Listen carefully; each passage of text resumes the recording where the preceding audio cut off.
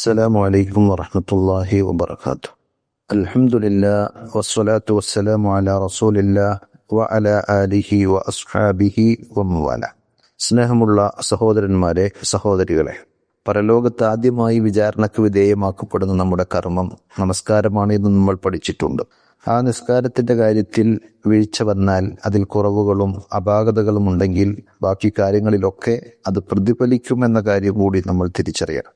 അതുകൊണ്ട് നിസ്കാരം ഏറ്റവും നല്ല രീതിയിലാക്കാൻ ശ്രദ്ധിക്കുമ്പോൾ പ്രധാനമായും നാം പാലിക്കേണ്ട ഒന്നാണ് അതിൻ്റെ ഷർത്തുകളും അതേപോലെ തന്നെ റുക്നുകളും വാജിബാത്തുകളും. പണ്ഡിതന്മാർ പ്രത്യേകം ഉണർത്തിയൊരു കാര്യം, അൽ ഫർഖു ബൈന റുക്നി വൽ വാജിബ്. റുക്നും വാജിബും നിർബന്ധമായ ഘടകം എന്ന് നമ്മൾ സാധാരണ മലയാളത്തിൽ പറയാറുണ്ടെങ്കിലും രണ്ടും തമ്മിൽ കൃത്യമായ വേർതിരിവുണ്ട്.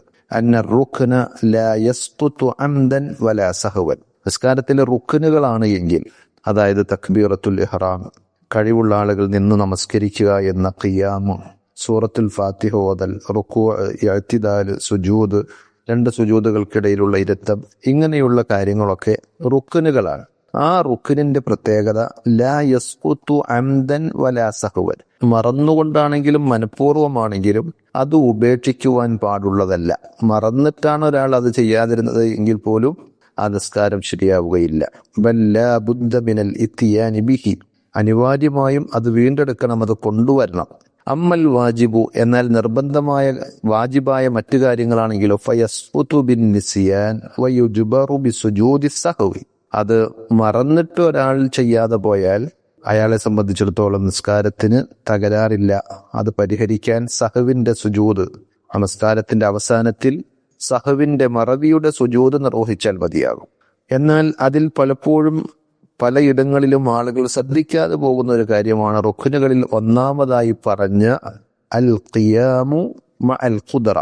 കഴിവുണ്ടായിരിക്കെ നിന്ന് നമസ്കരിക്കാൻ സാധിക്കുന്ന ആളുകൾ നിസ്കരിക്കാൻ നേരത്ത് ഇരുന്ന് നിസ്കരിക്കുന്നത് അത് ശരിയായ രീതിയല്ല. ഫർദ് നമസ്കാരങ്ങളിൽ നിൽക്കാൻ സാധിക്കുന്ന ആളുകൾ നിന്ന് തന്നെ നമസ്കരിക്കണം.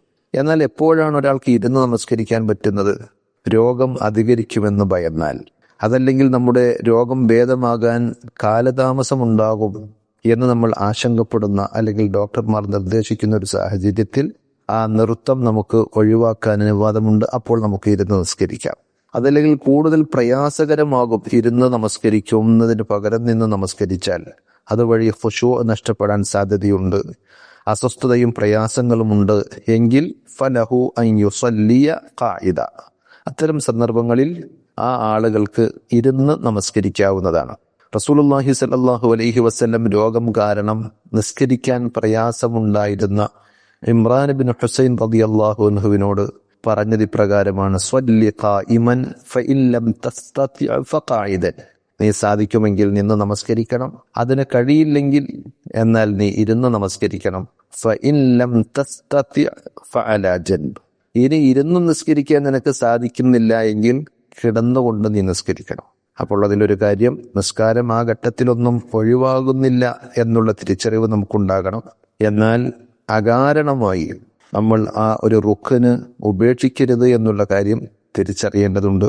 സുന്നത്ത് നിസ്കാരങ്ങളിൽ ഇളവുണ്ട് എന്നത് ശരിയാണ്, പക്ഷേ അകാരണമായിട്ടാണ് അവിടെയും നമ്മൾ ഇരുന്ന് നമസ്കരിക്കുന്നതെങ്കിൽ നമുക്ക് കിട്ടുന്ന പ്രതിഫലം നേർപകുതിയായി കുറയും എന്നുള്ള കാര്യം തിരിച്ചറിയണം. നബി സല്ലല്ലാഹു അലൈഹി വസല്ലം പറഞ്ഞു, വമൻ സ്വല്ല ഖായിദൻ ഫലഹു നിസ്ഫു അജ്രിൽ ഖായിം. ആരെങ്കിലും അകാരണമായി ഇരുന്ന് നമസ്കരിക്കുന്നുവെങ്കിൽ നിന്ന് നമസ്കരിക്കുന്നവന് കിട്ടുന്നതിന്റെ പകുതി പ്രതിഫലം മാത്രമേ അയാൾക്ക് കിട്ടുകയുള്ളൂ. സ്വഹീഹുൽ ബുഖാരിയിൽ നമുക്ക് കാണാൻ കഴിയും. എന്നാൽ ന്യായമായ കാരണത്തോടു കൂടിയാണെങ്കിലോ കൂലി ഒട്ടും കുറയുകയില്ല എന്നതും നമ്മൾ തിരിച്ചറിയേണ്ടതുണ്ട്. അള്ളാഹു ഏറെ കരുണയുള്ളവനാണ്.